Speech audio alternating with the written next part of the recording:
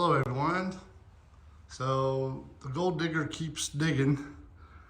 We have found another issue as I went to go get the car aligned.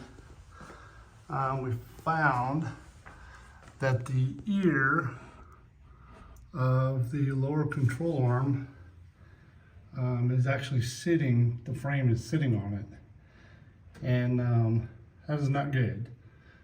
So you can't possibly align it, and that ear is not supposed to be up like that. Even or up a little bit is okay, but the frame is not supposed to be hitting it. So we're thinking the torsion bar may be clocked wrong, or the bushing may be bad in the lower control arm, or the cone in the K-member that the shaft goes into from the lower control arm may be spun, or who knows. The passenger side is okay. It's just up a little bit, but not too bad at all. But I do have the 780s and 781 torsion bars, so they are I think they're like 0.92. They're the big ones that came with the 440s and 383s.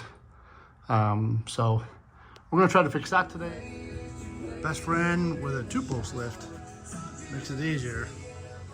So we pulled the torsion bar and clocked it to be even with the other one. And then we're gonna reset the right height there.